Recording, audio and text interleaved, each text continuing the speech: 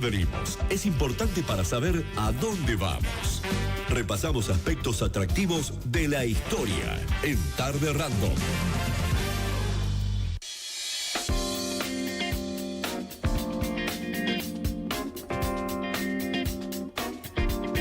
(14:37). Bueno, estamos en terreno histórico con Paola Figueroa, nuestra historiadora de cabecera. Pau, ¿cómo estás?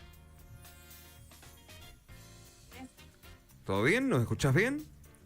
Sí, perfecto. Ah, perfecto. Ahí estamos. Bueno, Pau, vamos a hablar de... Mirá la altura de mes que estamos, 2 de julio. ¿Qué te parece que empecemos a charlar del Congreso de Tucumán y de la Independencia Argentina? Sí, Bueno. tenemos que hacer... Sí. Porque fue un proceso y justamente hay que ir como armándolo, hilándolo. Bueno. Uno en general piensa en el 25 de mayo, que Sí. fue en 1810, y este proceso de la independencia fue 6 años después. Uh-huh. Bueno, durante esos 6 años se fue gestando esto que terminará en Tucumán, en un congreso con diputados de todas las regiones y viejos cabildos, futuras provincias Ajá. del interior que declararán la independencia. Bien. En 1813, la Asamblea del año 13, conocida así, había establecido que había que declarar la independencia y sancionar una constitución. Uh-huh. No lo hizo la Asamblea del año 13, tomó otras decisiones, en algún momento lo hemos hablado, como por ejemplo reconocer la canción patria, el futuro himno nacional, la escarapela, pero la declaración de independencia no la hizo. Uh-huh. Y tomó otra decisión. Esa asamblea, recuerden que estaba formada por diputados que venían de las provincias, ¿no? Sí. Todavía no lo son, pero bueno, para que sea más fácil. Uh-huh. Tomaron una decisión de que era mucha gente, era muy difícil tomar decisiones, resoluciones, porque era mucha gente.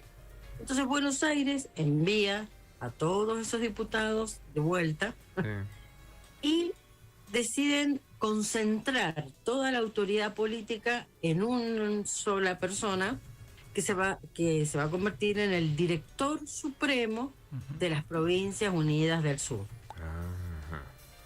Unificar. Esa era la idea. Esto ya empieza a tener que ver con lo que va a ser en toda la década del 20 los unitarios, ¿no? La idea de un único poder central, y el director supremo es la antesala de esas ideas del centralismo porteño. Sí.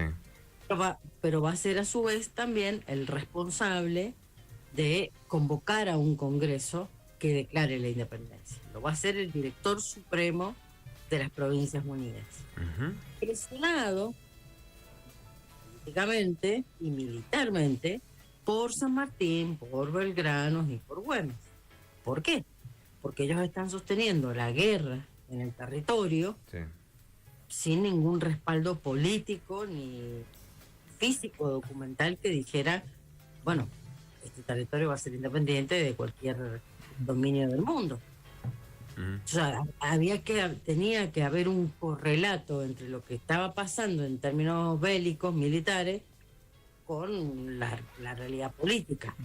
Sí. ¿A todo esto estamos hablando de la Argentina tal como la conocemos, o ya el Alto Perú se había separado, la parte de Paraguay también? Paraguay se ha separado, pero el Alto Perú está tomado todavía por los ejércitos de los españoles. Ah. Recién hasta 1821, que llegue San Martín a Lima, y libere Perú, se encuentre con Bolívar, el Alto Perú se va a convertir ahí en Bolivia. Claro. Y la banda oriental todavía estaba, Uruguay, ¿no? Dentro de las Provincias Unidas. Sí, la banda oriental todavía está dentro de las Provincias Unidas con una interna, porque Montevideo tiene una postura federal y resiste mucho el centralismo porteño, pero sí, todavía es parte de las Provincias Unidas, lo va a hacer hasta 1826. Uh-huh. Está bien. La decisión, digamos, de reunir el Congreso, si bien la toma Buenos Aires, y por la presión esta que les cuento, que es política y que es militar, deciden también hacerla en Tucumán. ¿Por qué? Un poco es una decisión política, es como para decir, bueno, es en el espacio en donde están representados el resto de las provincias. Claro, claro. Vamos al interior que queda bien, diríamos. Sí, claro, es políticamente correcto ir ahí. Sabiendo que Tucumán está cerca de Bolivia, cerca del Alto Perú y cerca de una amenaza española también. Sí.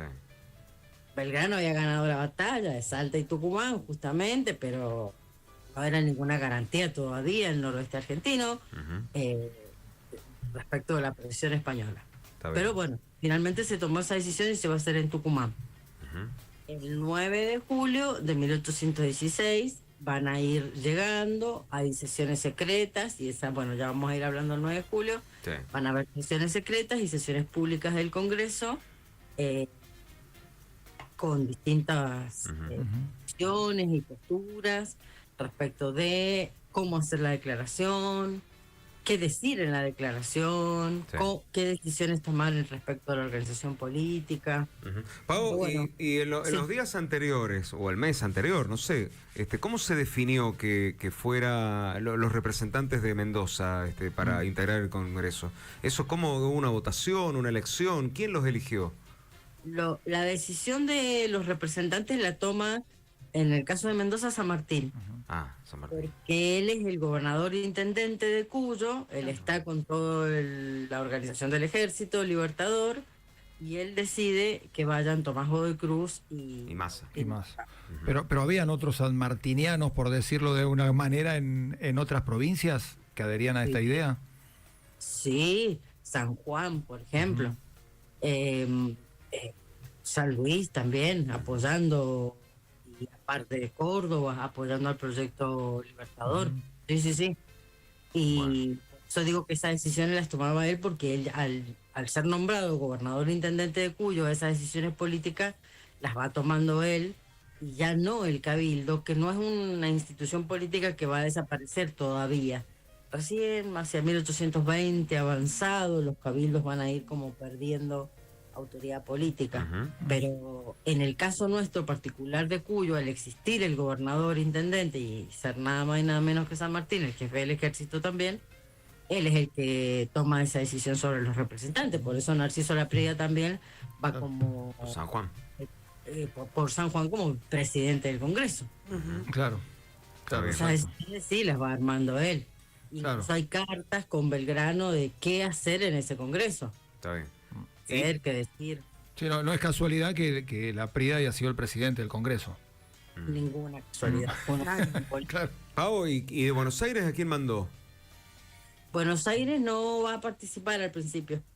Qué bonito. ¿Por qué? ¿Qué pensaban? Son así. Son así. Finalmente sí van a ir van a ir cambiando las representaciones, y la banda oriental no va a participar. Porque sí, ahí se está gestando, digamos, un proyecto político de autonomía.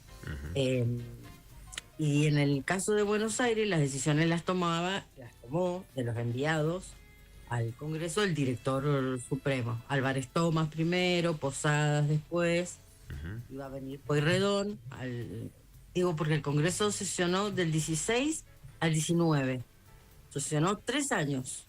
Claro. Un año en Tucumán, pero siguió sesionando en Buenos Aires. Por eso les voy nombrando todos estos personajes que son los directores supremos, que van a ir planteando, distintas cuestiones, pero son los que toman las decisiones de la representación. Y también un poco, cuando llega a Buenos Aires, de lo que se va a hacer en Buenos Aires, es nada más y nada menos que redactar una constitución. Está bien. Este Congreso de Tucumán redacta una constitución. Claro. Pero unitaria. ¿Hasta cuándo rigió esa constitución? No rigió nunca porque ninguna de las provincias del interior la juró ni la respetó. Lo que querían las provincias del interior, como le dicen ellos, es una constitución federal. Está bien. Sé que lo dijiste en otros momentos, en otros programas nuestros, pero ¿cómo veía el mundo esta intención de Argentina de independizarse? ¿Cómo lo veía Inglaterra? ¿Cómo lo veía España? ¿La Nobel Estados Unidos? El apoyo de Inglaterra fue casi inmediato a toda la independencia de todas las colonias del Imperio Español.